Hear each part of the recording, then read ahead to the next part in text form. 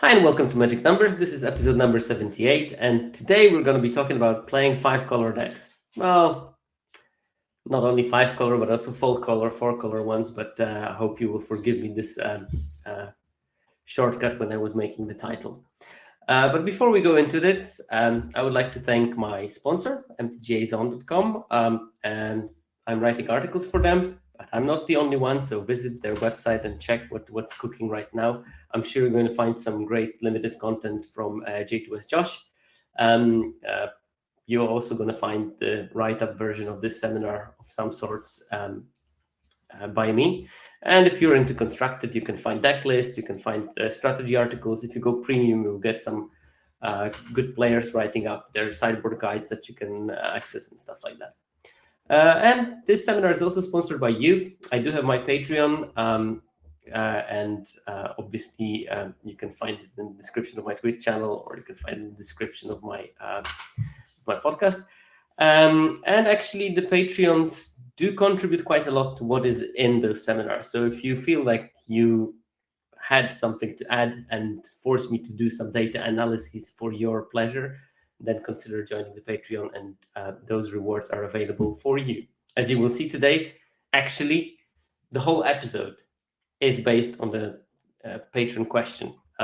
Mike asked me to do some data on 5-color decks, and I thought, oh, that's actually probably a complex question enough that I can actually dedicate the whole episode to it, rather than to dedicate 1-2 slides in the beginning of it. So I decided to basically take my patrons' question and spin it into a whole episode.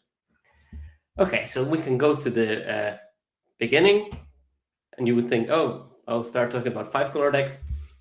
But no, every single time that I do this podcast, I am starting with a preamble. And today's preamble is Grinding Limited is a school, so do your homework. And this was inspired by me looking at the recent win rates of color pairs in the format. And these are the last week win rates. And as you can see, Azorius is still the top winning archetype. But second place is Selesnya, which something which probably, if I made people guess, few people would guess that this is the second most winning archetype in the last week. And Selesnya has been growing steadily over the course of last couple of weeks, from an archetype that was pretty much one of the lowest win rate ones in the first weeks, to somewhere in the middle, but I actually could see that the deck has much more potential than the numbers show, because people are still not building it optimally. And I think that we are finally reaching the point where Selesnya decks are built so much better, and the green and white are so much more open than blue, that actually it became a contender for being one of the better archetypes in the format that you want to draft. Dimir, the boogeyman from the first week, is only third, and to be fair, the win rate of Dimir is only like 0.1 percentage points higher than Boros, 0.2 percentage points higher than Izzet. So Dimir, from being the top archetype, is now in the pack of 3 ones that make the top 5, basically. And Selesnya is almost a percentage points higher than Dimir right now. Azorius is almost 3 percentage points higher than Dimir is. So if you were basing on the information from the first 2, maybe 3 weeks of the format, you might come to the wrong conclusions. You might think, oh, blue-black is where it's at, you should be drafting blue-black. And on Arena currently, in Best of 1, that is not the case. I think that there are better options. It's worth noting that in the top 5 archetypes, and those top 5 archetypes are arguably reasonably better than anything else, 3 of them contain white, 3 of them contain blue. So white, from a color that was described as being either 4th or 5th best color in the format, all of a sudden became one of the probably top 2 colors in terms of how the decks that contain it perform. And then you have the big bunch of decks that don't do so well. Golgari, Rakdos, Orzhov at around 54% win rate. Gruul also 54%, and Simic 53.5%. So like solid 1 percentage points below Izzet, Boros, and Dimir. This is again something that you should be keeping your eye out on, and if you are planning to grind a lot, you should think about why those Boros decks do so well. Why do Selesnya decks do so well? I actually still don't know why they do so well. Hopefully, I pushed Ethan from Lords of Limited on the track of maybe trying to figure out Selesnya. So hopefully, in a couple of weeks, we will get Ethan's ideas about how to make it tick. But the point of the whole preamble is, if you don't follow up what's going on currently in the format, you might miss on what is the best deck and what is going good at the current moment. And Nitros Mob in the chat writes that I do feel aggro is coming back. I'm losing with my more dirtly splashing decks. Just my own games noticed. Yeah, and this is probably the case that maybe later than in normal format, but straightforward aggro decks are built better. They were a bit harder to build in this format, I think, because of the battles and people not knowing how to use them. And I think that currently people figure out how to build a more streamlined version.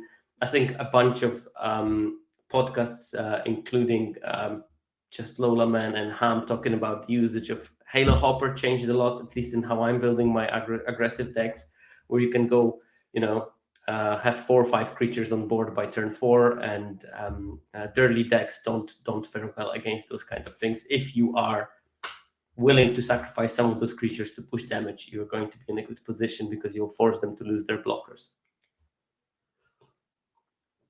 Okay, that's done with the preamble. And as I told you, the whole episode is based on the patron question, which left me in the awkward spot. What is the patron question? But luckily we have Mercurio, who is on the tier of a patron that allows them to choose one card to make a deeper dive every format. And Mercurio asked me, what makes Render Inert tick? And actually his question was, how many battles should you be running in your deck to play Render Inert? But I thought I'll spin it a bit more wider into the question of how to play Render Inert. Should you be playing Render Inert? It is if you don't know, 2 and a black sorcery spell, remove up to 5 counters from target permanent, draw a card. Which means that it can kill a battle and flip it. Hopefully you do it on your own battle. Or you can kill a bigger or even a smaller Incubate token.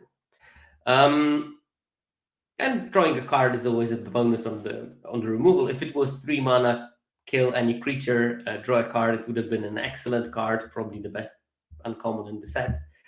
Because it only works specifically, it's significantly worse, but it does have that second ability of being able to flip a battle that you control and provide you with the creature. Now, I think one big problem of this card is that it is a sorcery. If it was an instant, it would be way, way stronger, because you could flip the battle in their combat and have an extra blocker, so you could basically ambush them.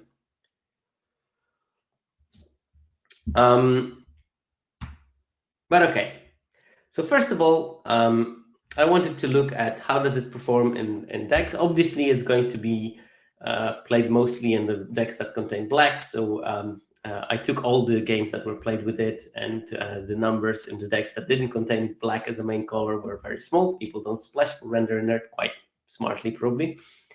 Highest win rate is 56.8 in blue-black. Then in black-red and black-green, that's 53.5, 52.8. And in white-black, 50.7. But actually, looking at those numbers doesn't tell you much, because as we know, those decks will have their baseline win rate. And actually, when you look at it, Render Inert in the black decks has more or less the same win rate as it would be on the baseline, which means that this card is either not contributing much to the win rate, or it's actually slight negative force, but it's piggybacking on the power of other cards. But it's not only best of 1 that we have, so I decided let's look at how it performs against certain decks. And then I looked at the win rate when it's played against something, and it has 58.5% win rate against white-black, 57% win rate against black-green, 56.5 against black-red and blue-green.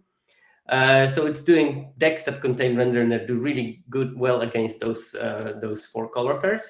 And then it drops off significantly: white-red, red-green, white-green, all like 53, 53, 52% win rate. And then white-blue, 51% win rate, blue-black and blue-red, 50%. And I looked at this graph, and of course, I do know that I have to compare it with the baseline, which comes in a second. But one thing that did strike me was that I am pretty sure, even without looking at the numbers, that the win rate of 17 lens users in general against blue-red decks is going to be way higher than 50%. So it means to me, at least, that the decks with render inert will perform significantly worse against blue-red decks than it will perform against then the average 17 lens deck will perform against blue-red decks, which means that render inert is a card that doesn't do well against blue-red. And when I thought about it, I mean, usually blue-red decks will not have that much stuff that you can kill with render inert. So you will be playing against those decks strictly on the merit of it being either a cantrip, which is terrible, 3-mana cantrip, or flipping your own battle, which allegedly is not strong enough to make this card playable in your deck. That's my hypothesis. So then I decided to plot the actual win rates of all the decks, not only the ones that contain render inert, against the each archetype. These are in blue, and in red you have the decks with render inert. And then we can see that some decks do better when they have render inert in their deck. And that will be specifically against white-black, black-green, and black-red. They do better. But with most decks, decks that contain render inert do actually worse. And it's especially visible in this Izzet decks. The win rate of a generic 17 lens deck against Izzet is 53.3. The win rate of the deck that contains render inert is 50. So 3.3 percentage points difference in by playing render in the decks that do play render inert. Red-green also similar situation. 55.6 win rate against red-green decks of any 17 lens user deck in general, and 52.7 when of the decks that do have render inert. So basically, again, the decks that contain render inert win 3 percentage points less against red-green than a generic 17 lens deck. And another color that is performing pretty badly against is white-green, which is weird because that's supposed to be counters. So technically removing those counters might be useful. One card that white-green does have in its arsenal is the Botanical Prowler, which will be killed by render inert in most situations, and yet you see that those decks don't perform so well against white-green. I think part of what is going on is lack of good targets, and the other part is decks that are much faster do slightly better against the deck that contains render inert, because if render inert is going to just flip a battle, you had to waste 1 turn playing the battle, waste 1 turn flipping it using render inert. You get a card, maybe the effect of the battle, and some creature on the flip side, but that is allegedly not enough to make that card good. Weirdly enough, one of the decks that render inert does well against is white-blue. I have no explanation for that. It's still pretty poorly for the 17 lens standards. It's a 51% win rate against blue-white decks and 50.8% of the generic 17 lens against the white-blue deck. But it does decently against white-black, which makes sense. That archetype should have a lot of Phyrexians to flip. Black-green, that's another deck that will have a lot of Phyrexians incubators to flip. And black-red, which I also don't know, possibly getting something done, killed, and drawing a card is good against that, or flipping a battle is particularly good against black-red, because they cannot deal with larger creatures that easily. But yeah, I mean, you can see that there's clearly a couple of decks that it doesn't do well, which makes me think that this is a card that you should possibly try to focus on playing in a sideboard rather than playing it in the main deck. And I would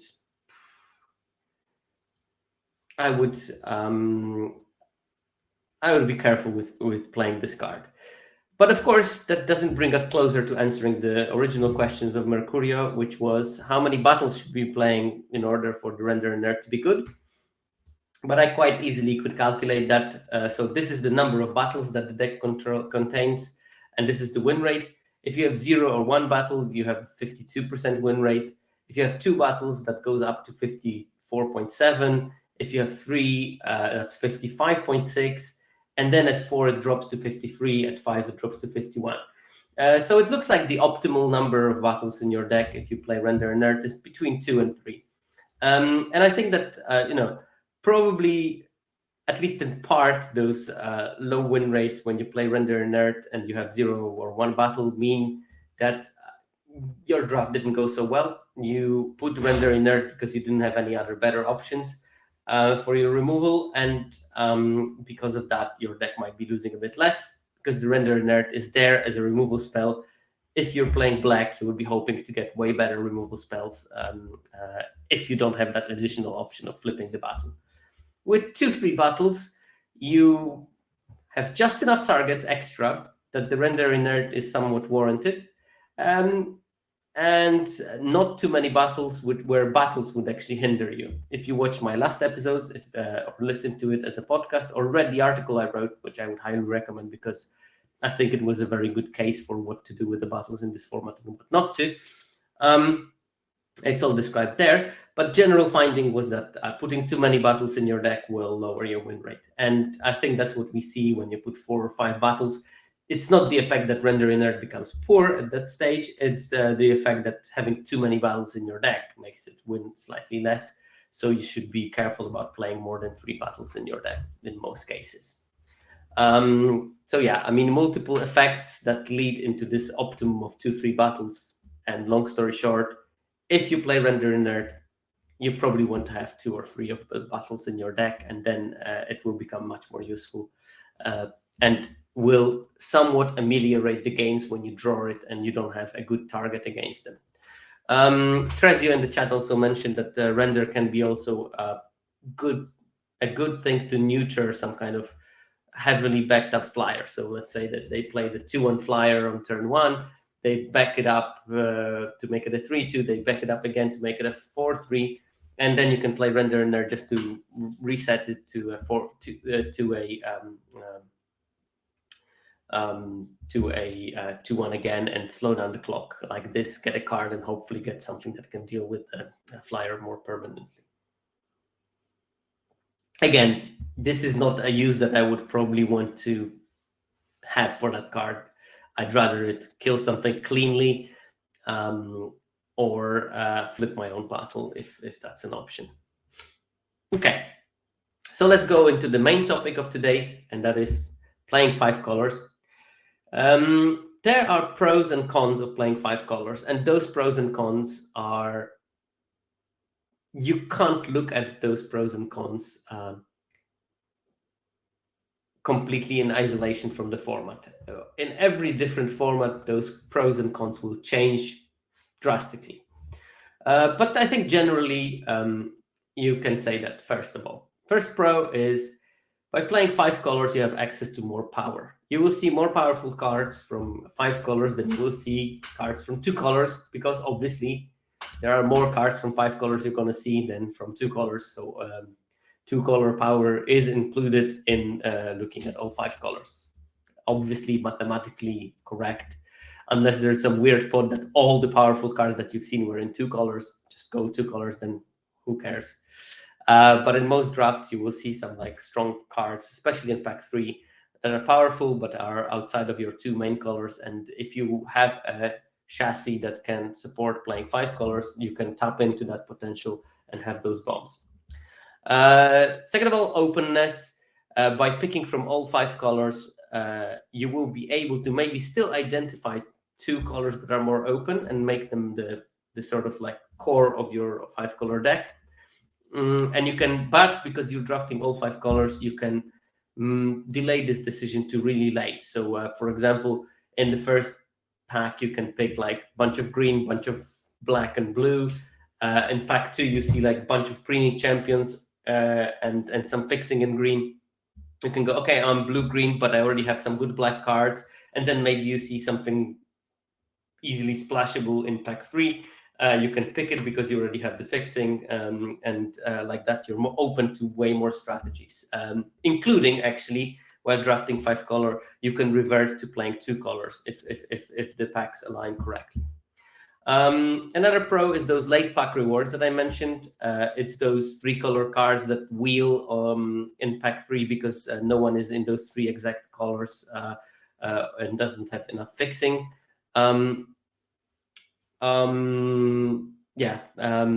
You have a bunch of like maybe some interesting signpost uncommons that will be wheeling late in packs 2 and 3 because no one is in those colors. And maybe if they are bulk power cards, like for example Elvish Pathkeeper rather than some synergy engine like Marshal of Zalfir, you will be able to pick those and play them in your deck. Plus there are also powerful 3 and more color cards that you will have access to, and probably not many people in your pod will, because if you identify that the 5-color lane is open, you should expect that not many people in your pod are going to be drafting this 5-color lane. Okay, the question from Blackwater Sunset, does green almost always have to be a base color for a successful 5-color strategy? We're gonna get sort of there, so we'll keep an answer for that question to a slightly later moment. Okay, so I told you about lovely pros, but of course there are cons. One big con of playing 5 colors is obviously inconsistency. Inconsistency of matching the mana that you have on board with the spells that you have in hand. If you're playing 5 colors, of course, you increase the risk of being color screwed, of being not able to play the cards in your hand. And if you have a card in your hand that you're not capable of playing, this means that you sort of mulliganed yourself by accident. And obviously, mulligan is a very big cost in your win rate. And best of 1 is if you mulligan, you drop your win rate by roughly 16 percentage points, which is a lot. So you decide to take the risk of having that situation more frequently when you're playing a 5-color deck, and that should not be taken lightly. I think that we're going to see that part of that in the data. Second problem that 5-color decks do have is, unlike a classic mid-range deck, mid-range being defined that it can do aggressive strategy and it can do controlling strategy. 5-color decks are going to be pretty poor most of the time on that aggressive potential. So it will have a low capacity for making those early wins. While 2-color mid-range deck will sometimes go 1-drop, 2-drop, 3-drop, and just jam attackers, not caring the fact that it has the good late game. Because if the opponent stumbles, you can use those strategies very, very well. 5-color decks will have to spend some time fixing. 5-color decks will have to spend some time not being able to play early drop but controlling the board. 5-color decks will sometimes not be able to cast their early drops because of the mana mismatch, because of course the first couple of turns are the ones where you're the most fragile to be color screwed. The longer the game lasts, the more cards you will draw, the more the less likely you're going to be not able to play the spells that you have, because obviously card draw is the best fixing. But in the first couple of turns, you will have access to 8, 9, 10 cards, and within those cards, you will have to have a matching land and an aggressive drop. And big con that you shouldn't forget: yes, you have access to more power, but you can't fill your deck with only powerful cards. You need to put some stuff that fixes your mana one way or the other. And of course, those things take space in your deck. In some formats, you have so many dual lands that maybe you can do some of this fixing strictly by using the lands. And if you do that, then you don't lose any space in your main deck to put cards that fix. But in many formats, and I think that March of the Machine is one of those, you need to dedicate some slots in your deck for fixing. And we're going to look exactly at how much space do you need to dedicate to that. And then try to conclude something out of it. But independently, you need some space for the fixing. Even if the fixing is done by lands, that means that you need to dedicate some of your picks for picking up those lands. And that means that you can't pick spells at the same time. And if lands are contested, then you need to sacrifice early picks to pick those lands. And if you sacrifice early picks, then you miss out on powerful cards, because instead of taking powerful cards, you take the lands to fix your stuff. So all of this becomes a big riddle, and that makes it tricky to play 5-color decks, tricky to draft them. And one con that I actually didn't even mention on the slide, but is that because of the need to plan your mana, because of the need of strategize how you get the mana on board, and how you sequence the spells, these decks tend to be more difficult as also to play, because I do know that sequencing the mana drops is something that especially beginner players are struggling with. They will not always think like 3 turns ahead and maybe play the wrong land on the wrong turn, and then they wake up at the moment when they can't cast something that they were thinking they might be able to cast at this stage, and for example, they will have to skip turn casting nothing. And if you cast nothing, then you basically are way behind with your opponent, especially in this format. Okay, so these are the pros and the cons. So let's try to look at some of the data set. I took the public data set, which is available on 17lands.com. Obviously, do support them. They're great. Most of the data that I'm using comes from 17lands. I used to use data that people usually did not have access by asking directly the website to give me the data, and very often receiving, because I'm a persistent bugger. But recently I decided I'm going to only use the public data set, unless I'm doing a personal episode about one of the users, because I think it's good that the data that I'm using is something that anyone can download and analyze themselves. This keeps it open. This keeps it easier to replicate and all that kind of jazz.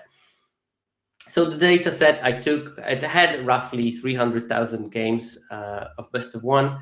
I only selected decks that have 4 or 5 colors, and that trimmed it down to roughly 33,000 games actually.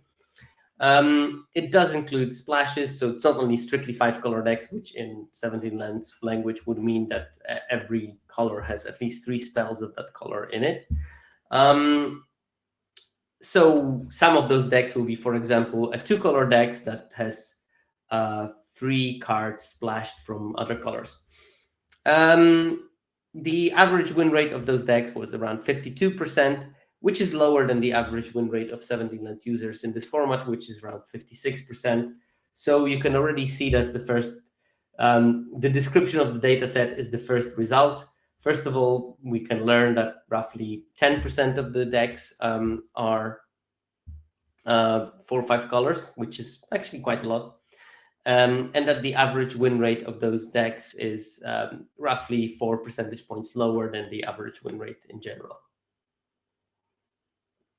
Pointing to the fact that 5 colors should not be your preferred strategy. It should be a strategy you choose sparsely and think about choosing it. Even though I know drafting 5-color soups is somewhat addictive. Okay, so first piece of data that I wanted to look at is how will people use basic lands? And what I wanted to know is what percent of those decks have a particular basic land. And 90% of the decks that I analyzed, or at least 90% of the games that I looked at, had a forest. 89% had an island, 86.7% had a swamp. And these three colors are the core of the 5-color suit in this format. Then you have a big drop of 10 percentage points, like 76% of the decks had plains, and only 2/3, so 66.7%, had a mountain. So most of the decks are sultai. Some of them do splash white, and some of them do splash red, but splashing red is less popular than splashing white. Then I looked at if the color is in the deck. That's important. How many copies of each basic land do you have per deck? Because I thought it's a bit weird that roughly 90% of the decks have both swamps, islands, and forests. So I said, okay, maybe let's look at how dominant are those colors, because I assume that green is going to be the dominant color in this situation.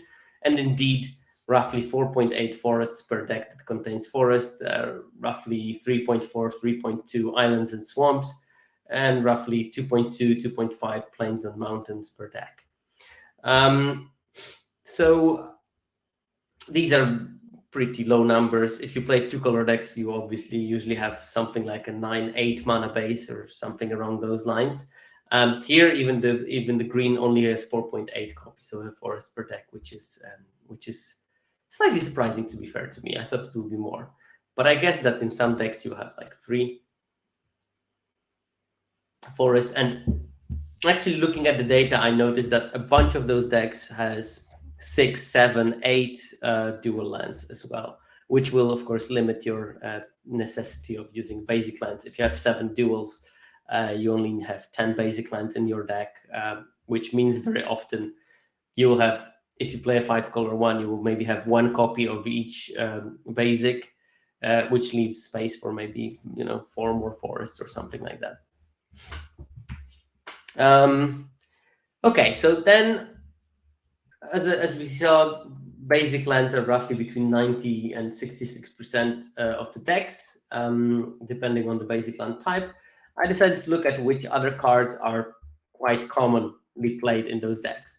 And I mean, this is probably the slide of the presentation in terms of length of looking at it, but 47% of the decks have a Blighted Burgeoning, and that is the most played card in those 5-color decks by a lot. Blighted Burgeoning, obviously 2 green aura enchant land, and the land that has it can tap for 1 mana of any color on top of what it taps for. So a perfect 5-color fixing. It gives you all colors potentially of mana. It allows you to sequence your land tapping well. It allows you to play cards well. It allows you to do a small combo with Portent Tracker, a card that's also quite commonly played in those decks, that generates a lot of mana as well, and lets you even cast 2-pipped splash cards quite easily when you have 2 of those on board. And on top of everything, when Blighted Burgeoning comes into play, you incubate 2, which means that you make this artifact with 2+1/+1 counters that you can flip into a creature. So that's 47% of the time played. Second most commonly played card is Thornwood Falls. That's the blue-green tap land. Then you have Skittering Surveyor, 43% as well. This is a different kind of fixing. This is a much more difficult to play fixing card, because once you play Skittering Surveyor, you have to pick a basic land from your library and put it in your hand.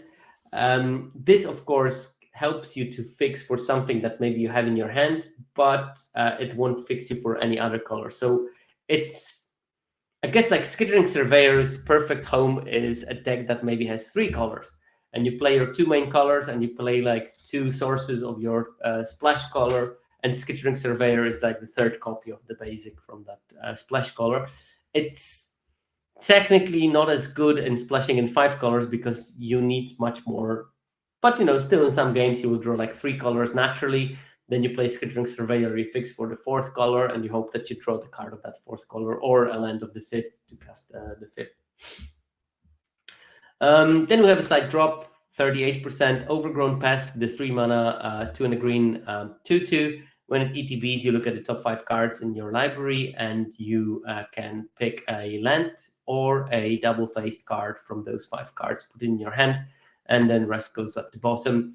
Overgrown Pest is also sort of fixing. It definitely makes you hit your land drops, which is important for those decks in general.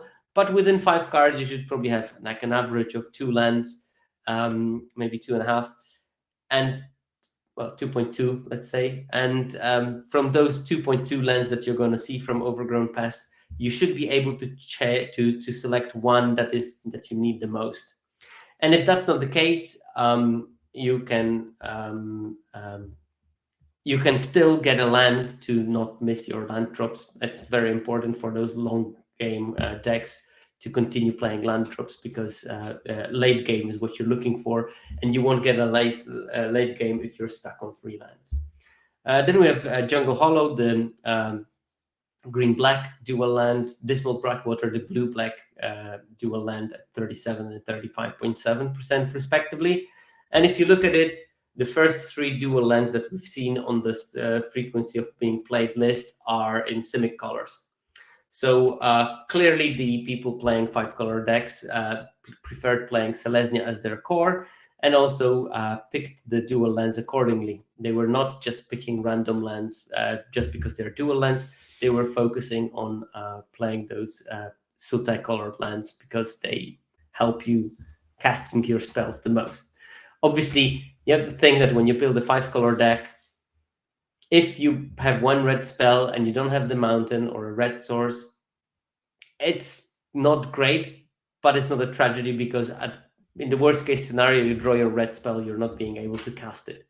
If you're playing a deck that has like 8-9 green spells and you're missing a green mana source, you probably cannot cast half of your hand at any given moment. So you're much more inclined to make sure that you have enough sources for your main colors, because not being able to play one of those splash things is less of a pain. Then we have Rugged Highlands, the Gruul dual land at 35. And then we have Portent Tracker, which is the 2 mana 1 and green 1/1 that can tap to untap a land, or at sorcery speed it can tap to remove a defense counter from a battle. This card, as I already mentioned, plays very well with Blighted Burgeoning, because if you have a Burgeoning, you play it, you can tap it for mana, untap it with Tracker, tap it for mana, so you can get like 4 mana out of the same land each turn. So if you play Burgeoning on turn 4 with an active Tracker, you can also flip your Incubate token and play 2-drop, for example. Or you can play 4-drop on the same turn that you played the Burgeoning, which is like a massive mana acceleration. And yeah, as Nitro Smoke mentions, it helps to cast those tricky cards with double pips in their casting cost. Or, for example, if you're playing like a Wooburg card and you're missing Plains and Mountain, because these are probably your splash colors, you can also tap the land under the Blighted Burgeoning for white, untap it, tap it for red, and you have all your 5 colors. Then we have Blossoming Sands, the white-green dual, Swiftwater Cliffs, the white-red dual, Tranquil Cove, the white-blue dual, Scoured Barrens, the black-white dual, and Bloodfell Caves, the black-red dual. If you look again at those, you have the second most played duels are the ones that overlap with one of those main colors. You have Rugged Highlands and Blossoming Sands, the 2 green containing dual lands. Then you have the Swiftwater Cliffs and Tranquil Cove, the 2 blue containing dual lands. And then Scoured Barrens and Bloodfell Caves, the 2 black containing dual lands that are missing from your picture. So actually, when you look at the those top cards that you play in 5-color decks, dual, 2, 3, 4, 5, 6, 7, 8, 9. 9 of the duels make it into the top of your of the most played cards in the 5-color decks. The only one that's missing is the Windswept something Crag, the Boros one. because it does contain 2 of the colors that are usually in the splash, and it's a good idea to have those colors covered, not on the same land,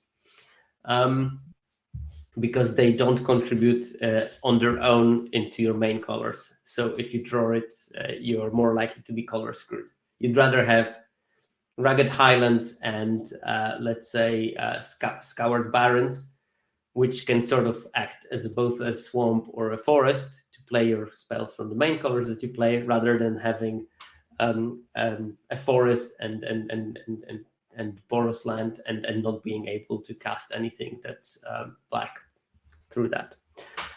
So 17 lens users identified correctly, and you can also see the order of the color makes sense.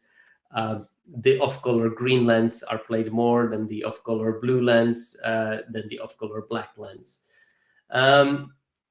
After we finish with this whole bunch of burgeoning surveyor, overgrown pest, portent tracker, and a bunch of dual lens, we do have the first thing that doesn't do anything with fixing, or at least not that much, Wary Thespian. Wary Thespian, 1 and a green, 3/1. When it ETBs, surveil 1. When it dies, surveil 1. It doesn't fix per se, but actually surveilling at the ETB can dig you into lands if you need them, so that's a useful thing to have. Also, it's a very good blocker early. It allows you to survive long enough for your powerful cards to take over the game. And the last card in that list is Invasion of Zendikar, the 4 mana, 3 and a green battle. When it ETBs, search your library for 2 basic lands, put them into play. It has 3 defense, and it flips into a 4/4 vigilant creature with haste that can tap for mana of any color. So like the ultimate fixer, really, because it finds you the 2 missing lands that you want to have on the battlefield. And if you flip it, it also makes another thing that can tap for any color. So you should be all covered by that stage and being able to cast all your spells if you manage to play and flip Invasion of Zendikar. And because it only has 3 defense, it's relatively easy to flip. So people identified that this might be a key piece of the key piece that will allow you fixing. So in order to see what is good in 5-color decks, I decided to use a slightly different approach than normally. I looked at the 5-color decks, and then for each card, I calculated win rate of the decks that contain card X. And here I show you the example if you're watching it on YouTube or live on Twitch. You see like a collection of all the games with the card X that I made. It's a mock example. And if you would do the counting, which I don't encourage you to do, you would come up with with numbers that if blue things are wins and red things are losses, you will win. In this circle, the win rate is around 56%. Then I can take all the games from the decks that don't contain the card X and do the same. And if you calculated the same thing here, you will see that the win rate of those decks is 50%. So if we compare those 2 numbers, you see that the decks with the card X win 6 percentage points more than the decks without the card X. And obviously, there can be some additional reasons for those differences, but at least one possible hypothesis is that the card X that we're trying to look at is actually making those decks win better. But it can be other things, like maybe card X synergizes with something that is in that deck. So for example, we can imagine that bring the card back from the graveyard in a format is not a card that you want to be playing because it's rubbish, unless you have some super bomby bomb that are very few and far between. So you will probably always play this kind of card that returns something from the graveyard when you already have the bomb in your deck. And you might be observing that this higher win rate when you put the card X in your deck is not because of the card X, but because of the card that it supports. And there are some other potential explanations of why are things there. There might be different builds that include some card and different builds that don't include a card, and those different builds are poorer or stronger, and that may lead to those results. But for the sake of this seminar, we're going to look at which cards have the biggest difference between decks that do contain that card and decks that don't contain that card. And we're going to look in both directions. So which cards make the 5-color decks win more, and which cards make the 5-color decks win less. So first, and also because the frequency of the play of cards is different, I looked separately at the commonly played cards, uncommonly played cards, and rarely played cards. And I defined commonly played cards that as cards that are in more than 10% of the decks that I looked at. So here we have the most impactful commonly played cards. So the decks that do contain it are winning much more than the decks that don't contain it. And number one on that list is Tandem Takedown. Decks that do contain Tandem Takedown win average 3.8 percentage point more than the decks that don't contain Tandem Takedown. And Tandem Takedown is relatively frequently played card, like over 10%. I was thinking like this one did surprise me a bit, but I came to the conclusion in the end that Tandem Takedown is obviously a 1 green instant. 2 target creatures you control get +1/+0 each, and Tandem Takedown deals damage equal to the power of those creatures to target another target creature or to a battle. So you can cast it to kill something quite big, probably, because if you play it on the 2/2 and the 3/3, you all of a sudden have like 7 damage to deal.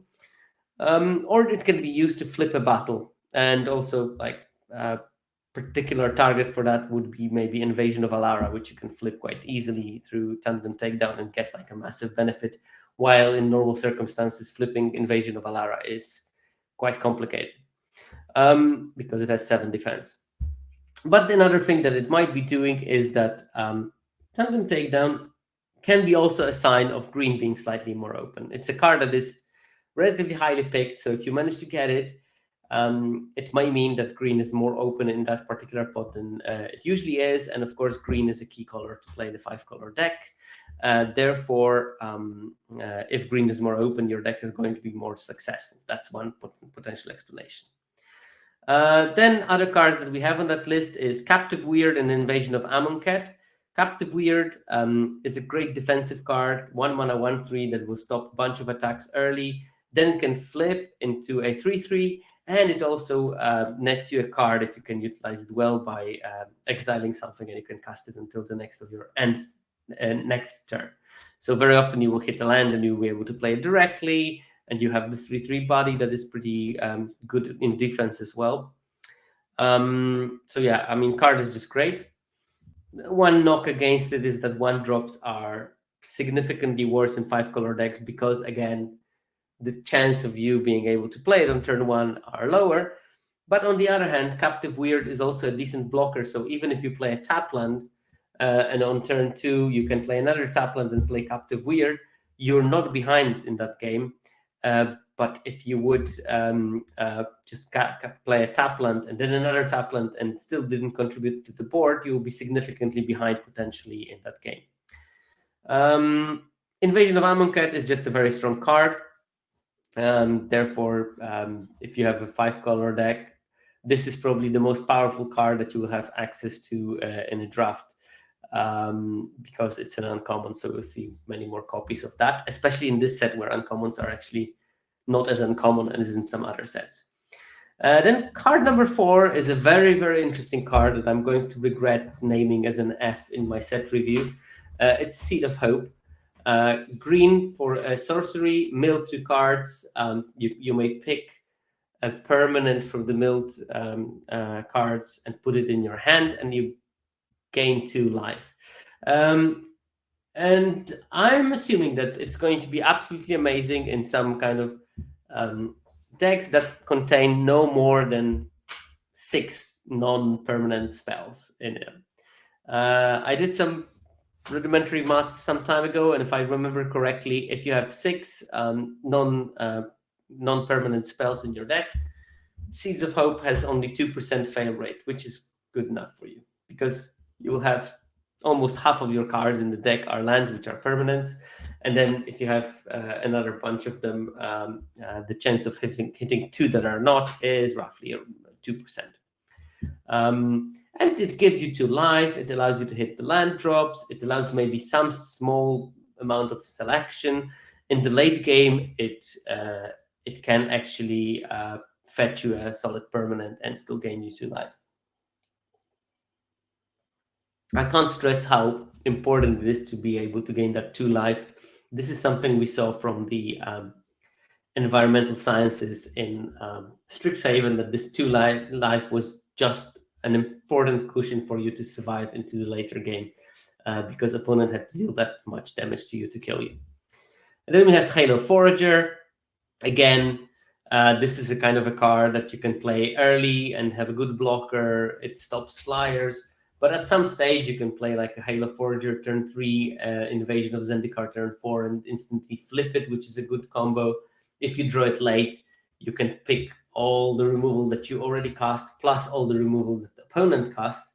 And in some decks, it can be a combo with some busted rare kind of instant and sorceries like Glistening Dawn that makes a bunch of big Incubator tokens. So if you have Glistening Dawn and Halo Forager in your 5-color decks, you're in for some big blowouts when you manage to net those cards. So card number 6 on the list of the ones that are overperforming in the 5-color archetypes is Converter Beast. And this sort of surprised me. It's a 4 mana, so 3 and a green, 0/1. And when it ETBs, creates a Incubate 5. So you create an Incubator token with 5+1/+1 counters on it, and you can obviously next turn or the same turn flip it into a 5/5. Then we have Streetwise Negotiator. This plays a similar role as Captive Weird, only this one is way better, also aggressively. So it's a 2 mana, basically 3/3. It's an 0/2 with a backup 1, so it can put a counter on itself. And if it puts counter on something else, that thing deals damage with their butt rather than with their talons on that particular turn. 2 mana 3/3 is a house in terms of stabilizing the board early. And again, if your opponent stumbles, I told you that 5-color decks are not so good in capitalizing on that stumble. If you do have Streetwise Negotiator on turn 2, you can actually be the aggressor early. And if you are the aggressor early, you will also stop later attacks, because opponent cannot just overcommit attacking you when you manage to drop their life to like 14 or 11 even. Yeah, Trezio is right. Negotiator is just so good in 5 colors. But it's good in any green deck, really. The card is just absolutely phenomenal. So decks that do contain Streetwise Negotiator win 2.4% percentage point more than the decks that don't. And since for the listeners I didn't talk about numbers, Tandem Takedown 3.8 percentage point increase in the win rate when you have that in your deck versus if you don't. All the other cards are between 3.2 and 2.8 percentage win rate, so roughly 3 percentage points win rate boost. Converter Beast 2.5, Streetwise Negotiator 2.4, and we got 2.4 also. We have Merciless Repurposing. That's the 6 mana removal that incubates 3. Late game stuff, but you're aiming at having a late game. Again, playing early Invasion of Zendikar opens up playing Merciless Repurposing, and the additional 3/3 that you can generate out of it because it kills something and incubates 3. That additional incubator will further stabilize your situation. Then we have Ephara's Dispersal, 2.3 percentage points difference between decks that do contain it and don't. Very good tempo removal, lets you survive till the late game. Again, that Surveil 2 in 5-color decks is so much more important because you will have a bit of selection of which lands you're going to be able to play. Then we have Preening Champion, obviously a busted card, stabilizes the boards, exactly what you need. Can, in the later game, attack through ground defenses into those battles that the opponent has. Then we have Herbology Instructor, 2.2 percentage point difference. 2 mana body, 1/3 blocks well. Later in the game, flips into something that kills something. You gain 3 life, which is also pretty important. Then on the same axis as tandem takedown, we have cosmic hunger. So turns out that if you're playing 5 colors, those bite spells are doing really well. It also may be something to do with green being open, or decks that are more green than the others are going to do better when you're playing 5 colors. So cosmic hunger is a symptom of that, independently what the explanation is. At 2.1, we also have Emoti, a good card. You want to play late game. You might want to have some 6-7 drops in your deck as well. So if Emoti survives on the board and you cast a 6 drop after that, like for example Merciless Purposing or one of the Land Cyclers, you can also cascade, which gives you more value.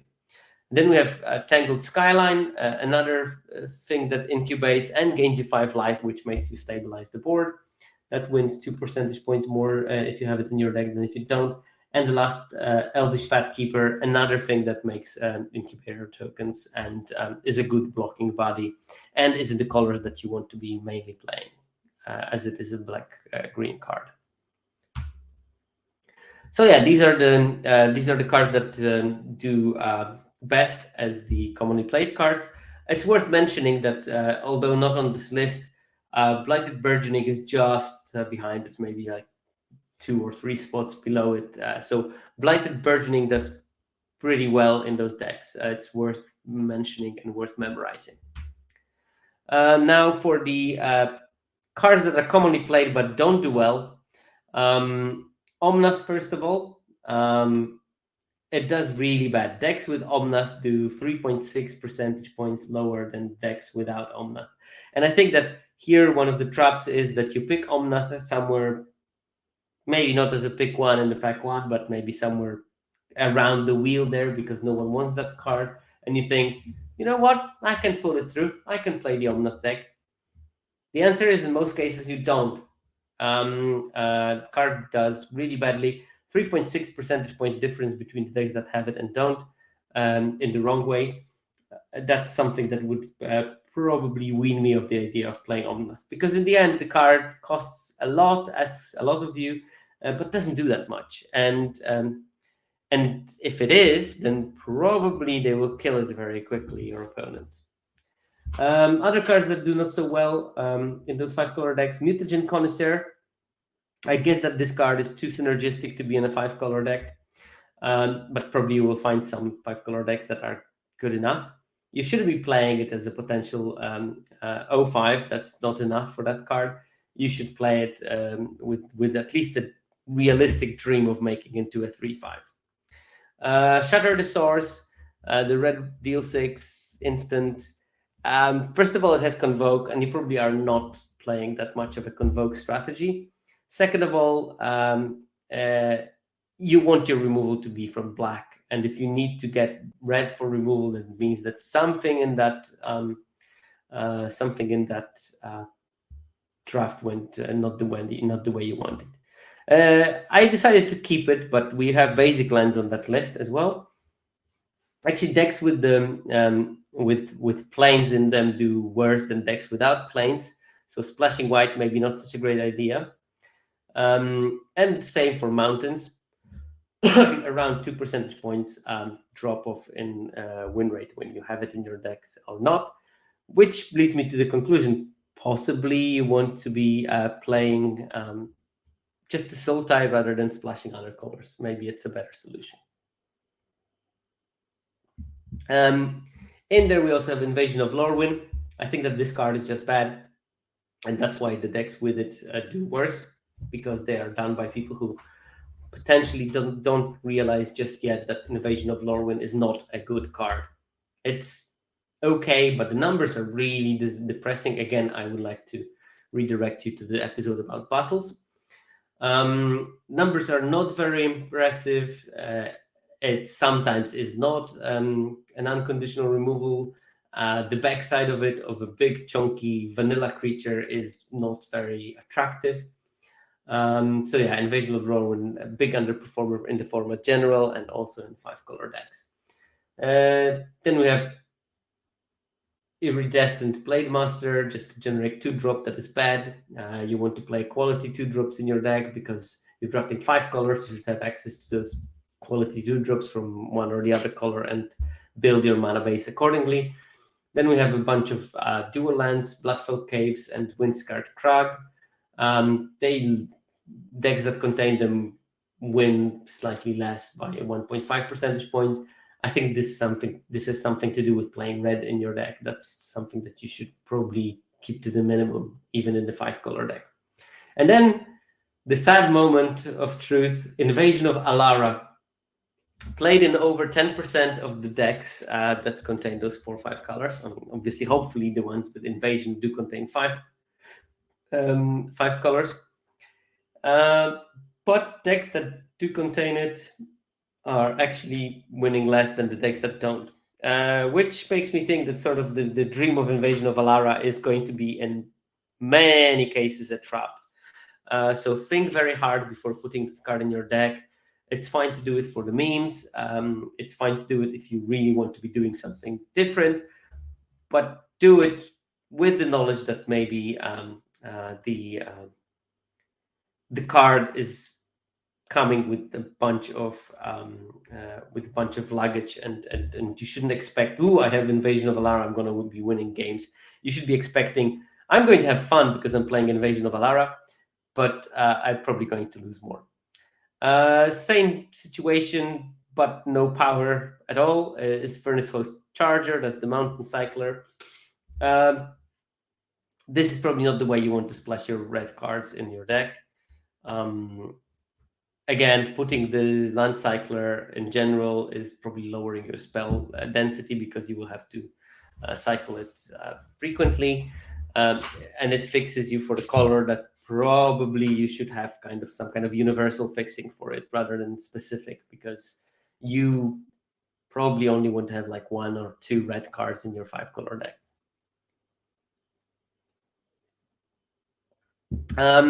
Forests, weirdly, decrease your win rate.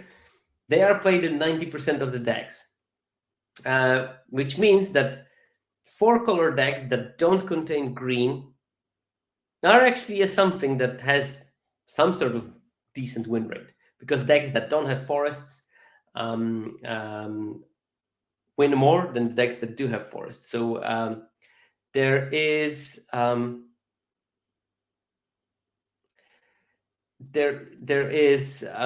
case of trying to explore decks that do not contain green, or maybe just splash for some green cards. I don't know which cards you would be splashing for in green, but there might be something. In chat, Tuamoth is saying, perhaps people pick Invasion of Alara and after that force 5-color without it being open. That is a big possibility as well. I think that this is the kind of a card that can detract your draft from a successful route into a less successful route. Again, if I would be going 5 colors, I think that I'm going to propose you a strategy to draft 5 colors. It wouldn't be based on Alara, but I would not say no to Invasion of Alara if I am in a 5-color deck. So probably Invasion of Alara is not a reason to draft 5 colors, but it's a good reward if you are drafting 5 colors and you already have a solid deck. And yeah, that I agree with Tuamoth in the chat that that might be a big reason for why people are failing with Invasion of Alara decks. And then there's a bunch of cards that I sort of was a bit surprised to see. Etherblade Agent, the 1 in the black death 1/1 Death Toucher that can flip into a 3/3 that draws a card on connection. And Serpent Blade Assailant, a 2 and a green 2/1 Death Toucher with backup, which means it can give a +1/+1 counter and Death Touch until end of turn to a creature. 2 Death Touch creatures, underperforming slightly. I don't know how much to put into it. I guess it means that the Death Touch defense wall is maybe not something that was particularly successful in this format. And then War Historian, 3 mana 3/3. Even though it's a solid body, I guess it's just not good enough as a blocker. However, you have to keep in mind that these things are just like 1 percentage points lower win rate than decks that don't contain them. So maybe that's just variance in some part or whatever. But I did hear Chord calls being lower and lower on Etherblade Agent, because in the end, paying 2 mana for a 1/1 Death Toucher is not good enough as a cost. Okay, so let's move to the more uncommonly played cards, and that would mean between 5% of the decks and 10% of the decks do contain those cards. And when you look at the most impactful uncommonly played cards, you will see the all-stars of this format. Sunfall, 5 percentage points higher win rate decks that do contain Sunfall than the decks that don't contain Sunfall. Ancient Imperiosaur, 4.4% higher win rate. Thalia and the Gitrog Monster. I don't know what it does because my version doesn't have any text. 4.1% higher win rate in the decks that do contain it. This is first of our 3 color cards that we're going to see a couple of them. Breach the Multiverse and Etali, which these are basically the same card. Both increase roughly by 4 percentage points. Zergo and Ojutai, another 3 color card, 3.8% higher win rate. Borborygmus and Fibblethip, another 3 color card, and 3.7 percentage points higher win rate. Glistening Dawn, Chromehost Shark, Hidetsugu and Kairi, Glissa, all of those around 3.7, 3.2%, and they're in between. All of them really strong cards in their own right. These are the kind of cards that you really want to have in your 5-color deck. These are the bombs that we're talking about. Then you have a Pylon, which is not a bomb, but it's really, really, really, really, really, and I can't stress how strong a removal. This card has got A- level win rate in this format, and it's just a removal spell. So if a removal spell has an A- level win rate, even if it's just a 1/1 removal, it means it's a really, really good one. So I would like to very highly stress that this card is a bomb. Even though it maybe looks less sparkling than Borborygmus or even Ancient Imperiosaur. The Surveil on top of the kill is just such a house. It's almost as good as drawing a card, especially when you're playing 5 colors and you can filter out until you get the lands that you want, or discard the cards that you needed for fixing when your fixing is done. Can do many, many things. And then a bit of my surprise, we have a Scornblade Berserker, the black 0/1 with backup 1. And it also has the ability of paying 1 mana and sacrificing it to draw a card. This is like a neat body that you put in front of something that attacks you. Like, say you're playing against Blue-White Knights, and opponent plays the 3/1 First Striker. You play the Scornblade Berserker and keep the mana for sacrificing it, and maybe counter on some other creature that makes it better in the future turns, and you just chuck the Scornblade Berserker in front of your opponent's creature, sacrifice it, draw a card. So basically, for 2 mana, you drew a card and you put a +1/+1 counter on something that you control, and you gain 3 life. That's a good deal for that price. So probably that's why Scornblade Berserker is improving the decks that it's in by 2.8. And it's an uncommon, which means people can probably play it more in the 5-color decks, especially when black is relatively heavy in your version of the 5-color deck. So this is a card to watch because it's underplayed compared to how much it wins. And Norn's Inquisitor, decks that do contain Norn's Inquisitor have 2.7 percentage point higher win rate than those that don't.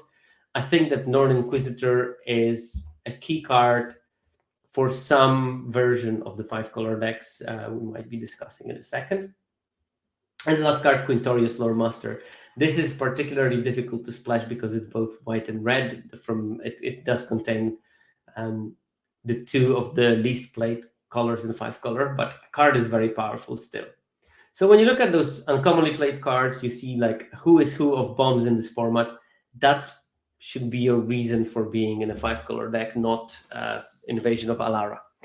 So if you basically start with with Breach the Multiverse, and you go through the draft and maybe by accident get some kind of green and fixing, and you want to play maybe this kind of like a ramp into Breach deck with Blighted Burgeoning and Portent Tracker, and then all of a sudden you see Talia and the Gitrog monster somewhere later in pack 2. That's the moment to enter on the 5-color deck, because you already get like a big bomb in Breach the Multiverse, and then you have some fixing, and then you see a card that you know is also a bomb, Talia and the Gitrog monster. You pick it and you try to position yourself in being in those 5-color decks, and that's probably how I would describe how you get into 5-color decks in this format. Obviously, you can change Breach into Sandfall, and then Zergo and Ojutai as your 3-color reward, and a bunch of other shuffling you can do there.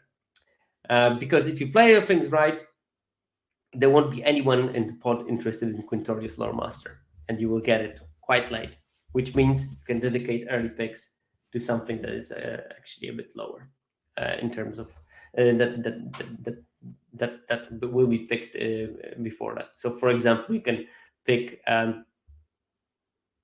Deadly Derision earlier and maybe wheel Quintorius, because you will assume that no one is going to be interested in that card across your pod. Very likely might be the case.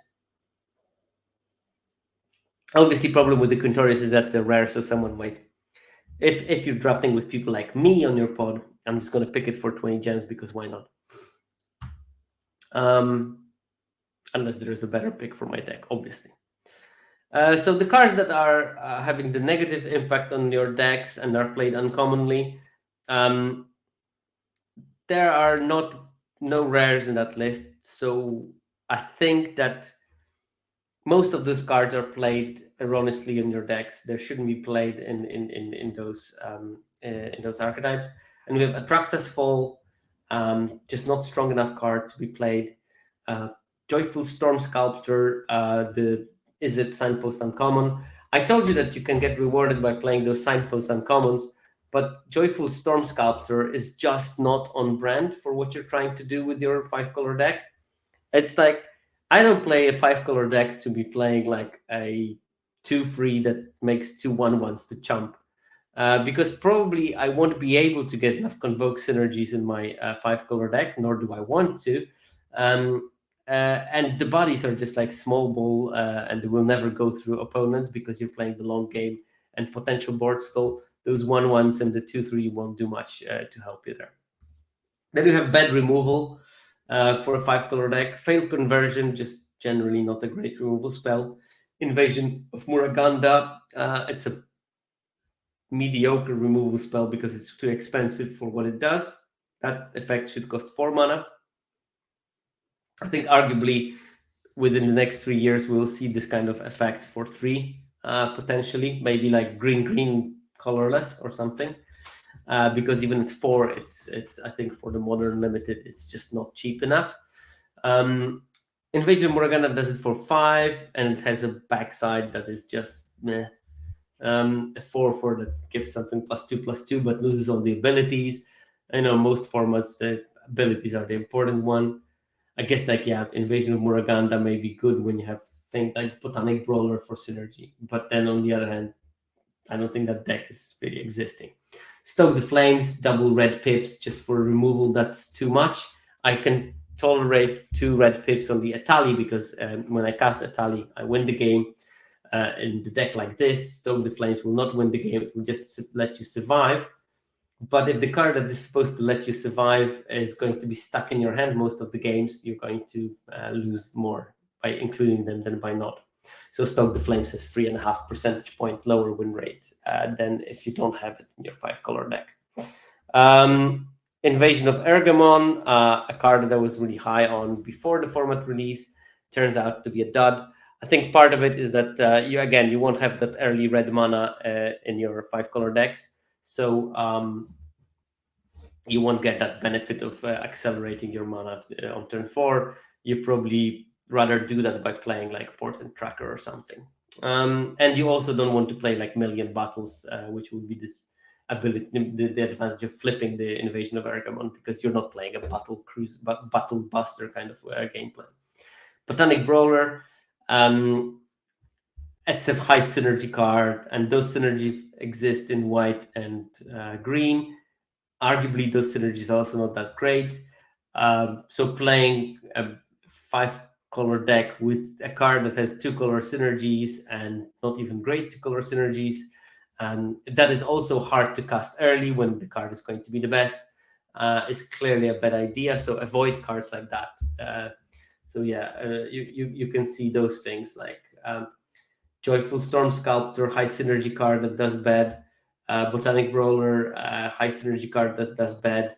Invasion of Ergamon, a hard to cast card that does bad. Botanical Brawler, also a hard to cast card that does pretty bad. So think about those things. Then we have like Ravenous Sailbag that does 2.5% worse than if you don't include it. Order of the Mirror, again, nothing to do with your plan. So why would you play it? And partially a surprise to me, Omen Hawker. I guess that, you won't be able to cast the Omen Hawker on turn 1 that frequently. And that is a big knock against it, because this card is just so much better when you can cast it on turn 1. Omen Hawker, obviously blue for a 1/1, and it can tap to give you colorless and a blue, but you can only spend it to activate abilities. In theory, if you could always have mana to cast it, I'm pretty sure that the Omen Hawker would be good. But I do expect that lots of people put it in decks that can't support a blue 1-drop, and because of that, it will be cast on turn 4 or 5 when its power is much less. And also, lots of blue decks will have the yes, exactly, Trezio. The Omen Hawker, the one doesn't do what ramp needs, which is to gum up the board with early 1/3s. This is exactly the opposite of what Captive Weird does. So, like, Captive Weird is a great 1-drop, even though it will be not always cast on turn 1 because it's a 1/3. So when you cast it, it does stop an attack or 2. Omen Hawker doesn't stop it, and it will be useful later in the game. Omen Hawker is, don't get me wrong, one of my favorite cards in this format in general. But it is a card for decks specifically built for Omen Hawkers, and 5-color decks are just overlapping slightly with what Omen Hawker is good at, but not sufficiently to make Omen Hawker a busted card in those decks. And then you have also another bunch of cards that are just not on brand. Rampaging Geoderm, I don't think you want to build a 5-color deck to attack battles. Maybe there is like 1 in 100, 1 in 200 build that does it, but most 5-color decks are just not going to be good at it. Angelic Intervention, that's an aggressive push damage tempo kind of card. You also don't want to play it in your 5-color deck, especially when white is most likely a splash color, so you will not be able to cast it some amount of the time. And then we have Pyretic Prankster, a 2-drop that is just a bad 2-drop that will also lead you to bad patterns of trying to flip it when you shouldn't, probably, because that's like a recipe for disaster. Tap 3 mana, get it bounced, and achieve nothing. And Traumatic Revelation, the 1 and a black sorcery that can discard a creature, or is it creature or battle? Or creature or planeswalker? Discards creatures and something, or you can make a free incubate 3 token. But these ones are like making you win roughly 1.8, 1.6% less than if you would have included that. If you wouldn't have included that. Okay, and lastly, we have some rarely played cards. The interesting part of looking at the rarely played cards, obviously some of those cards are just going to be mythic rares, but some of them are going to be cards that maybe very much like when I told you Scornblade Berserker and Norn's Inquisitor are improving those decks and maybe should be played more in those 5-color decks. The rarely played cards, clearly, if they are uncommon or commons, are something to watch if you're building your 5-color decks, because maybe they are rarely played, but those decks that play them are winning more than are winning more than you would expect. Okay, so let's look at those rarely played cards that have a positive impact on those decks that are 5 colors. I mean, obviously, most impactful, Shieldred. It's a mythic. Obviously, it's not going to play frequently because you just don't get it frequently. Invasion of New Phyrexia. That's another mythic bomb. Obviously, you want to splash it in your 5 color decks. These are exactly the kind of cards that you want to get.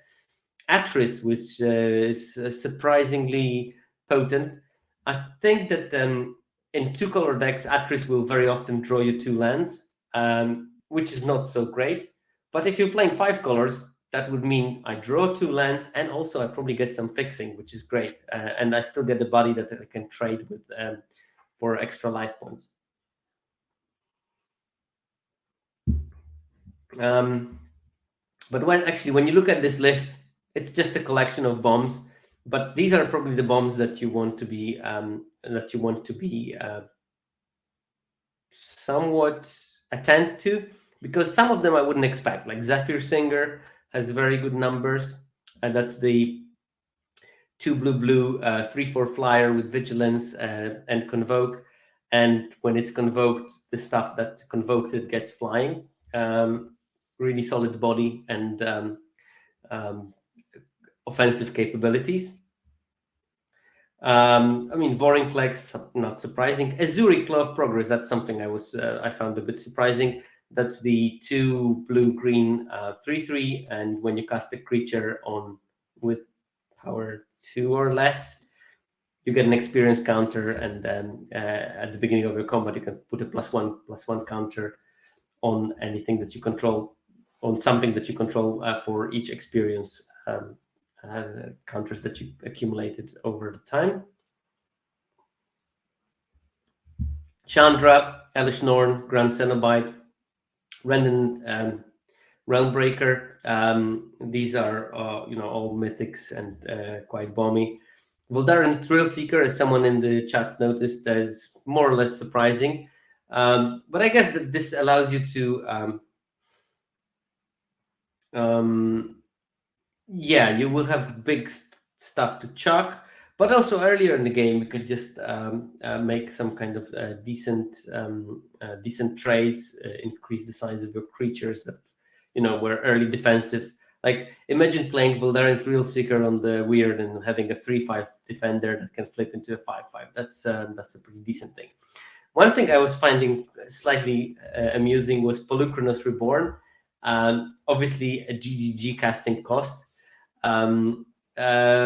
It still improves the deck, probably because you do play a lot of green in those decks, so you will be eventually able to cast it. And weirdly, Polukranos might be better in your deck than in an actual 2-color green deck, because your deck is built around fixing. And of course, you want to be fixing into 5 colors, but if you draw Polukranos, you might as well search for that extra forest, tap your Blighted Burgeoning enchanted land for additional green, and you actually are more capable of casting Polukranos than in a 2-color deck that just hopes that you're going to draw 3 forests. And I'm pretty sure you're not going to cast it on turn 3, but if you cast it on turn 5, that's perfectly serviceable for Polukranos, as the card is very powerful. Then we have Gyruda. Again, good card because you probably have bombs in your deck, so you're going to hit something good out of it, even if you don't companion it. Hoarding Broodlord, another bomb that searches for another bomb, so that's like a kind of card that will win you games when you'll be able to cast it, and you can build your deck in such a way that you're going to be able to cast it quite early because you're ramping, you're fixing. You have like small bodies at the beginning of the deck, at the beginning of the game. If you survive until turn 5, 6 with like 2 creatures on board, you probably are going to be able to cast Hoarding Broodlord. And then Boonbringer Valkyrie, just very strong. And Sea Double, maybe not as powerful as the Valkyrie, but probably easier to cast in your 5-color decks, as blue is the second most played color in those decks in this format. So yeah, I mean, a collection of bombs. which rarely played cards are bad for your deck. And I think that this is the worst invasion of the format, not because it's like worst per se, but because it looks good. And that's the invasion of Ravnica. The 5 colorless invasion, when it ETBs, you can exile a permanent if it's not exactly 2 colors.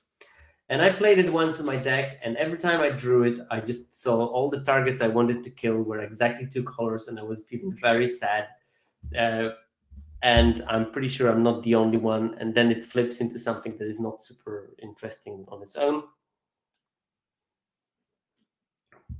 Then we have a bunch of red cards. Aki Scrap Chomper, a card that is really good in some decks. Just don't think is good enough in 5-color decks because you will not have early red mana, so you will not be able to play it early and use it as a potential chump blocker, which is a good mode on that card. Obviously, if you go into a super long game, you can sacrifice some land with Aki Scrap Chomper and draw some cards. But the problem you're having is not the late game. Your deck should have a perfect late game potential. The problem of your deck might be that you won't survive into late game, and that's why.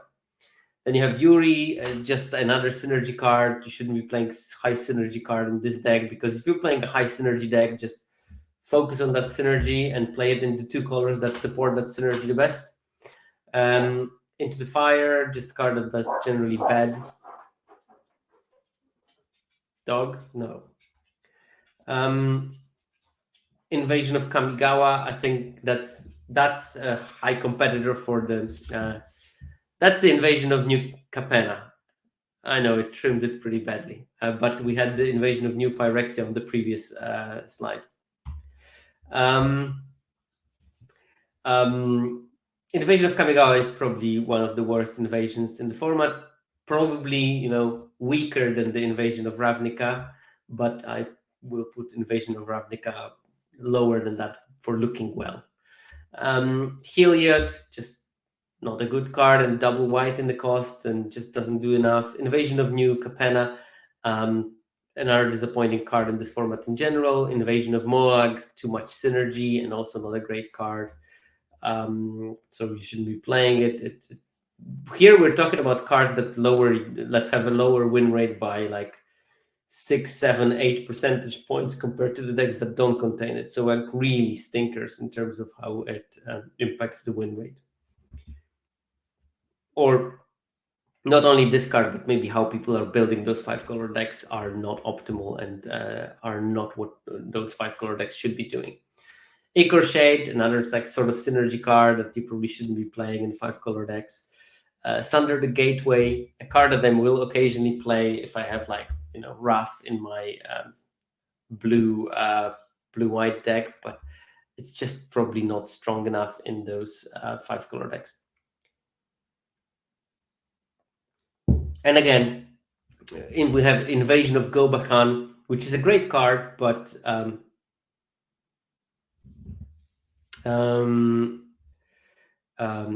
it's a great card, but not in your 5-color deck. It's a great card in your aggressive deck that wants to flip it early and then accrue value and protect creatures from removal, but not in a deck that plans on killing on turn 12, 11, which we'll see in a second, hopefully. Arixmethes, just a do-nothing card for most of the time, and then flips into this 12/12 that can be chumped by 1/1s forever. Surge of Salvation, just not what you want to do. And then Drana and Linvala is, again, like too heavy on whites. You don't want to be playing those kind of cards in your 5-color decks. All right, so we went through like a bunch of cards that are under and overperforming in those 5-color decks. So hopefully you get some kind of a picture of what's going on. So now it's time to ask quite an obvious question about 5-color decks. How much fixing matters in those decks? So here I looked at the win rate of the decks based on the number of dual lands in those decks, from 0 to 8. And if you look at this graph, listeners, if you look at those graphs, by the way, if you're a patron, you can actually get access to the slides. So even if you're listening as a podcast, you can get the slides and look through them. I'm Totally not trying to convince you to become a patron, but you know, I won't cry if you do. If you look at that, between 0 and 5 dual lands, you don't see that much of a difference in the win rate. 51.9, 52.5, 51.9, 52.1, 51.5, 52.1. It's basically a steady line. Later, we get a bit of noise, but that's what it is, I think. It's a noise. It doesn't show any trend. I think that independently of how many dual lands you put in the in those 5-color decks, the win rate is more or less stable. So, I mean, I would still want to convince you to play the Sultai ones. I think it's not a bad idea, but I don't think you have to kill yourself for picking those tap lands in this format, especially if you have to waste high picks and good cards for them. Because that's exactly what it's showing. I mean, if you had to pick them very early,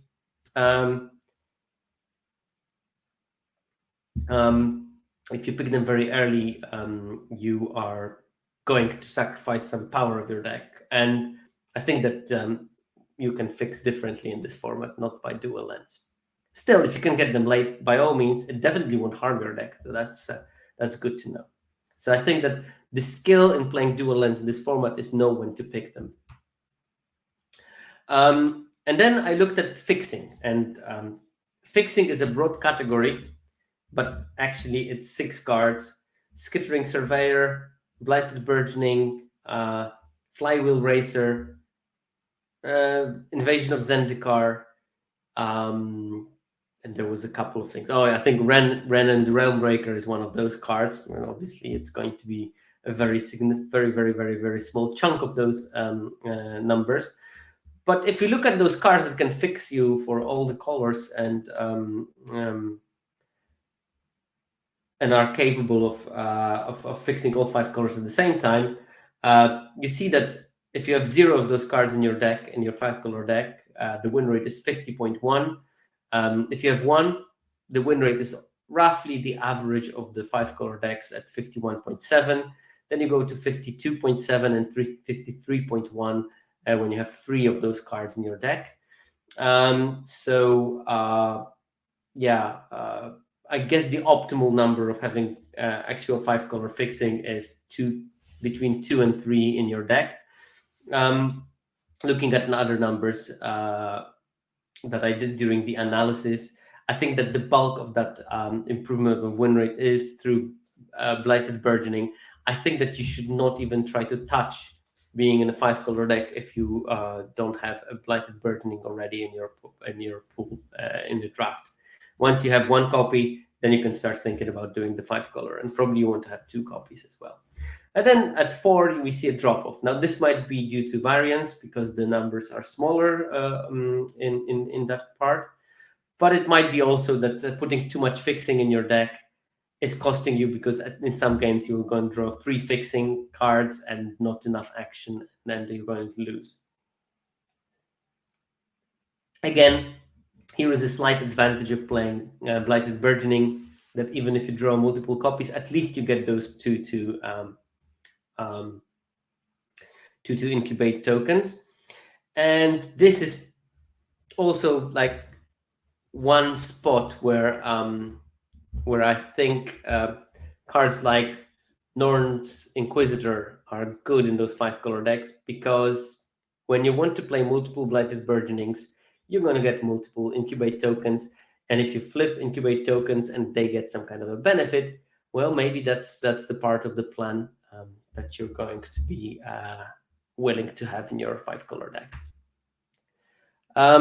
If you look at the combination of those, how many of the fixing lands or spells you have in your deck, you see, again, not much trend, except for after 7, it slightly drops off. I would still say that you probably want to have like between 4 or 5 of the fixing things. So maybe 2 dual lands and 3 fixing cards in your main body of the deck, and then you should be good with your mana, and you still have enough space in your deck to have power in it and interaction and all the other stuff. So that's probably in terms of mana recipe of your deck, that's where you want to be, somewhere 4, 5, 6 fixing cards in your deck, potentially 3 of those being actual 5 mana fixers. Now, win rate by game length, I looked at it quite extensively. So here you have number of turns between 4 and 18. Yes, I could focus on this being a sort of like a sinusoid.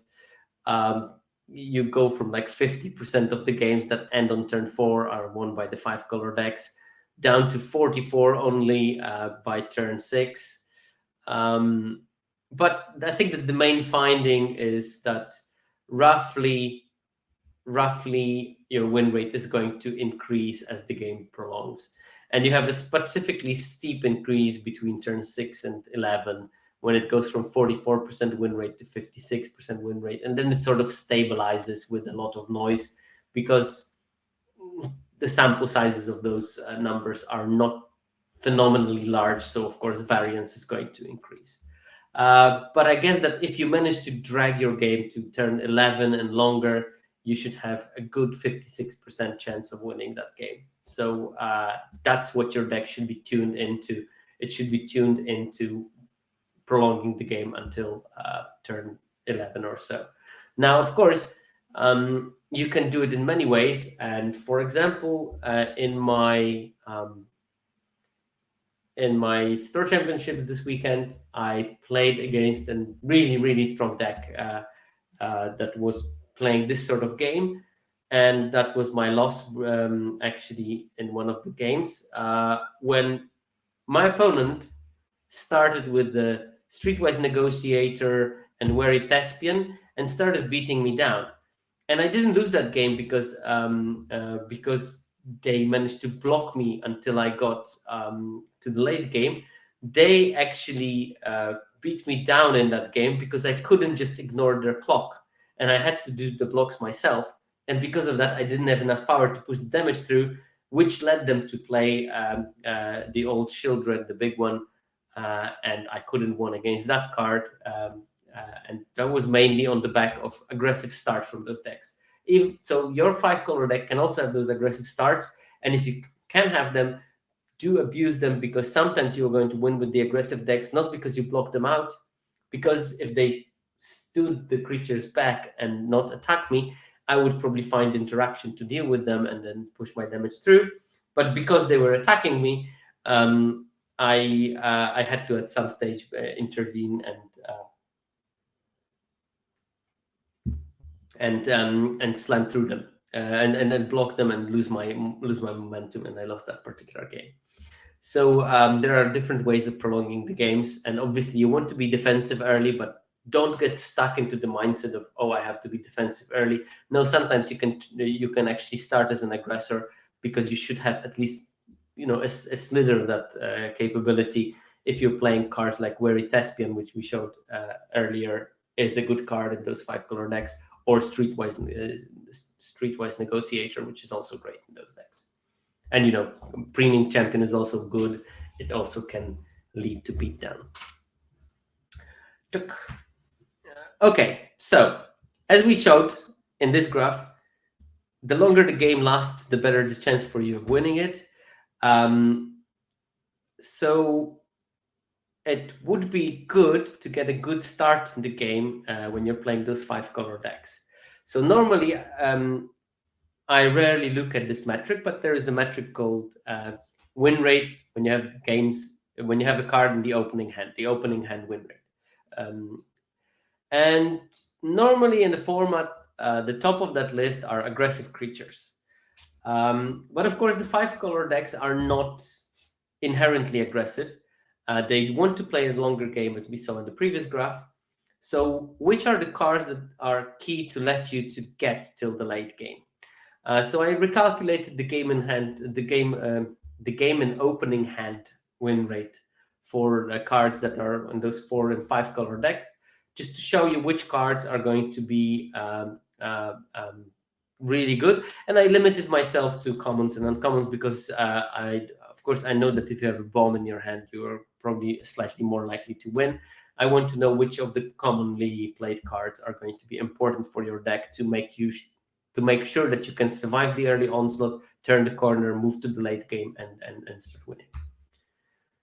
So number 1 is Captive Weird. We talked about this card already. The 1/3 blocker is great. The drawing of the card is great. Turning into a big creature that can actually attack is great. Like, all of those things are just amazing. And this is the card with the highest opening hand win rate of all the cards at common and uncommon level in this deck. Then number 2 is Blighted Burgeoning, just showing you how important is this card. Like, you win 57.5% of the games when you have Blighted Burgeoning in your opening hand, leading me to think that you want to have 2 or 3 of those in your deck, preferably. Then number 3, you have the little known card called Preening Champion at 57.4. And these 3 are just head and shoulders above anything else. These are probably the 3 cards you want to really have in your decks if you're playing the 5 color. Then we have Portent Tracker and Streetwise Negotiator at 56%, 56.5% opening hand win rate. Portent Tracker ramps you to 4 very quickly, so it lets you cast like turn 3 Invasion of Zendikar, which is probably going to win you the game. It lets you get ready for turn 3 Blighted Burgeoning with being able to flip the Incubate token, which is great for you. A bunch of other things that it can do. Also, like in the late game, can take the battles down if you are playing several of those. And Streetwise Negotiator, again, we talked at length about this card. Allows you aggressive starts, allows you a good defense, allows you to stall the board with 1 creature, practically. Then we have Thornwood Falls. Obviously, you want to have it in your opening hand because it gives you the important mana for your deck. And also, you can play it on turn 1, so you basically are not going to be in the tricky situation when you top deck a tap land and play it on turn 5 and you can't cast your 5-drop and stuff like that. And at the same level, 55.3% opening hand win rate, Blight Reaper Thallid. And that's like sort of like a worse version of Captive Weird. The body on the front side is less appealing because a 2/2 is much worse than a 1/3 in this deck because it doesn't block so well. It does trade better, but then it can easily flip into a 3/3 and it makes a 1/1 on the flip, and then it dies and makes another 1/1, which will generate sufficient amount of blockers for you to block for days, and it's great for you if your plan is to survive as long as possible, because your late game should, at least if you drafted the deck well and in the right situation, your late game should be better than anyone else's. So if you survive, you're good. Similar situation with Herbology Instructor, 55.2% opening hand win rate. This costs 1 more mana than Captive Weird, but it does give you 3 life at the ETB and later in the game, although much later than Captive Weird or Black Reaper Thallid. It will turn into a 3/3 and potentially kill something as it does so. Then we have Ichor Drinker, roughly same level, 55.2. 1/1 Lifelinker that can give an additional body, just a good thing to have early, obviously. Will maybe trade with something or stop something from attacking. If it dies, you gain a life and you will gain potentially a creature later. Also pretty good when you have some self-mill, because sometimes it will just go directly to graveyard and you straight up drew a 3-mana 2/2 creature. Assimilate Essence, another card that is good in your opening hand, 2-mana counter spell for creatures in battles. It's just a good 2-drop, really. When you're starting, you can counter a 2-drop. When opponent is starting, if they don't play a 2-drop, you leave the mana up, and they play a 3-drop. You assimilate Essence it. There's no way they will kill you very early, and that means that you will drag the game into the moment when you are the advantage one, potentially at least. Flywheel Racer, again, good 5-mana fixing, 5-color fixing. Not as good as Blighted Burgeoning because it does require some extra things. But I did play multiple color decks where Flywheel Racer was also a beater when I had those aggressive starts. But it was not in 5-color decks; it was in 3-color decks, and with the heavy use of Omen Hawkers, which are great with Flywheel Racer because they can crew it as well. We have Tranquil Cove, Jungle Hollow also on this list. Obviously, tap lands are good early. Volcanic Spite, I guess that this is in decks that are slightly heavily red tinted, but again, it kills something early. It allows you to filter. If you drew the wrong lands, you can swap it for another one. I think that this is like the advantage of Volcanic Spite in these decks, where you can send away lands of the colors that you already have, and try and what normally is a fail state for Volcanic Spite is drawing another land. Here it actually might be a benefit because you can draw a different type of land because you have so many types of lands in your 5-color decks. And Invasion of Zendikar.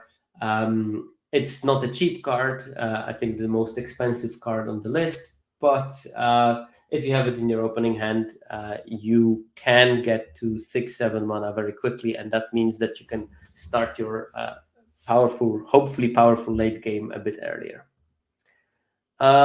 Okay, so that's about getting a good start. Now, this is like a hypothesis I have. I have some data on it. I don't have like a fully fledged plan on how it works, but my impression from looking at the cards in those 5-color decks is that potentially 5-color decks in this format should maybe not like ham-fistedly, but at least try to position themselves into a 5-color Incubator deck. And I don't mean that I want to play that Sculpted Perfection or whatever. I want to play some cards that generate Incubate token and some cards that give benefits from doing so. And to start exploring that, if you look at those cards that are commonly played that have positive impact on the decks that you're playing, you have several cards that incubate that somewhat surprised me, like Converter Beast. Decks that contain Converter Beasts are doing 2.5 percentage points better than the decks that don't. And Converter Beast was played in 25% of the 5-color decks. Then we see Merciless Repurposing, something that just by the way generates an Incubate token. You see Tangled Skyline, another card that improves the win rate by 2 percentage points roughly and generates an Incubate token. Elvish Vatkeeper, another thing that does it, and also potentially later in the game can make those things into a huge thing. So I thought maybe there is like a 5-color deck that does do quite a lot of the incubation and incubating, and maybe this is like the way.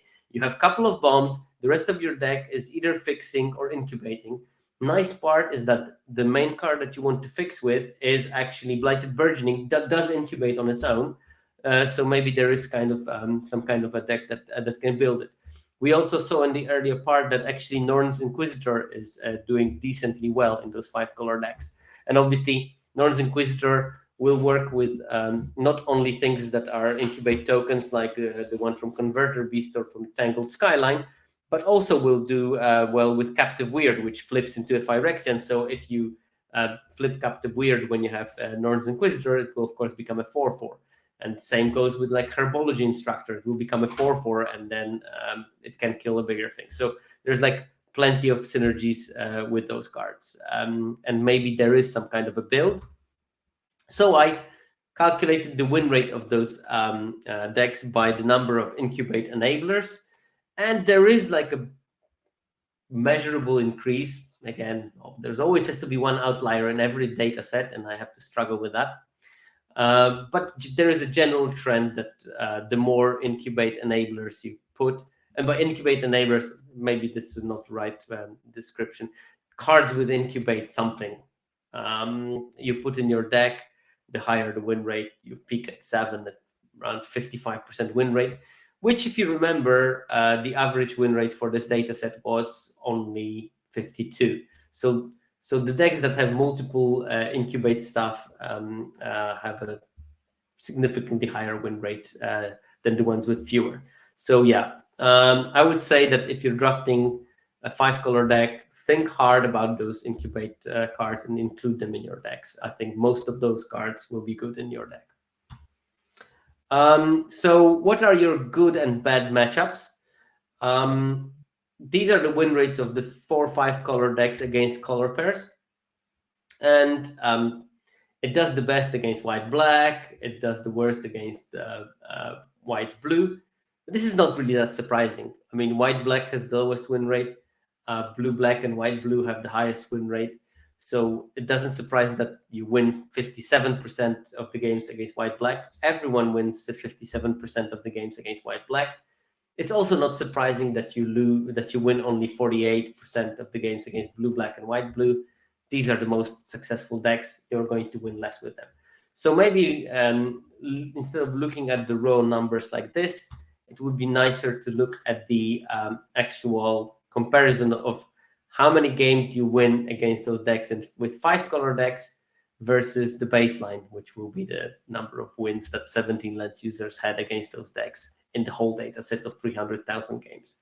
And what you see is that 5-color decks do okay against the poorest archetypes of white, black, and black, red. They have a win rate that is maybe just 1 percentage point lower than the baseline. But against everything else, they have a much higher, much lower win rate. So 17 Lens users win 57.6% of the games against blue, green. But if they play 4 or 5-color decks, they only win 54. There's like a 3.5 percentage point difference between those win rates. Same here, like white, green, they win only 50% of the games against white, green with a 4 or 5-color deck. As a general, they win 54% of the games against white, green. So 4 percentage points difference between 4-color, 5-color decks and the generic 17 Lens deck. So they do markedly worse. They do only decently against the colors that are already poor. So something to keep in mind for you. Oh, and this is the last, I think, measurement I did was, is there any skill level bracket where 5-color decks are doing pretty well? And here I looked in 17 Lens data, you'll have those 2 percentage point brackets of win rates of players. So players that win around 40%, players that win around 42, 44, blah, blah, blah, until 66%. And it's weird to see, but in the early brackets, like people that win 42 and 44%, they win more or less the same with 5-color decks, around 42 and 44%. Then, as you progress in your skill of win rate level, I don't want to conflate win rate with skill, but I have to make some mental shortcuts. The difference increases. So, for example, 52% win rate bracket only wins 49% of the games with 5-color decks.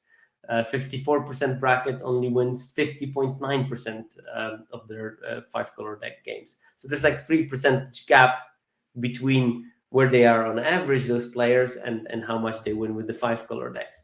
And this difference stays pretty stable across the brackets until you reach the top 66% level bracket. And then you have more or less the same win rate of the 5-color decks and the 2-color decks, but a very low play rate, which leads me to my final conclusion of this presentation. The biggest problem, there will be probably plus minus 1% in giving the size numbers. The Atheist God. Atheist God is asking what are the confidence intervals for those measured win rates. I think it's around 1 percentage point either way. That's for the most of the data set. If we looked at some measures like this one here, you probably have like at the end of it will be probably plus minus 2, plus minus 3. That's why I'm telling you that you can ignore this measurement. sort of look more like at the general trend, because there's more confidence towards general trend than towards one measurement that is slightly off. But okay. This is this is not something that is written in stone, but there is a much lower 5-color play rate at the 60%, 66% win rate bracket of the players. And that's my sort of final conclusion, is that people play 5-color decks or 4-color decks more frequently than they should. And I think that the high win rate players identify it and they play it much, much less. So because they play it less, they only play it when there is a really good reason to do so, because they can recognize that good reason. And I'm not telling you not to play 5-color. I mean, by all means, do it. Again, I would like to mention we're playing this game for fun, not for win rate. But be wary of identifying where you should be doing it, when you should not be doing it. The take-homes from this episode should be: opening Invasion of Alara is not a good reason to play 5 colors. It's a good reward for playing 5 colors, but not a good reason. The numbers of that card suggest that people maybe a bit too often open it and try to force it. While in reality, you should be open into a lane where you can enable yourself a 5-color deck, and your actual better rewards for being in 5 colors are not Invasion of Alara, but Borborygmuses of this world and Thalias and the Gitrog monsters that you will open, as these cards are slightly more powerful. Okay, and with that, yeah, I'd like to thank the 17 Lands team, who are, as always, amazing and trying to install new features, hopefully coming soon. I would like to thank my patrons, and actually I do have one new patron I would like to thank really a lot. Thank you, Roman, for becoming my patron. At least I have someone to fill in that gap this episode. And of course, all the other patrons who've been with me already for a couple of months. Thank you so much.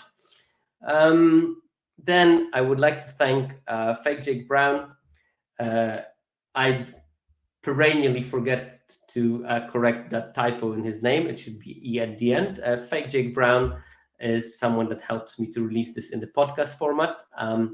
I would like to thank MTGA Zone for sponsoring me and for giving a nice home for my random ramblings. So, if you like that seminar, I'm going to write it up and release it in a sort of more condensed article form.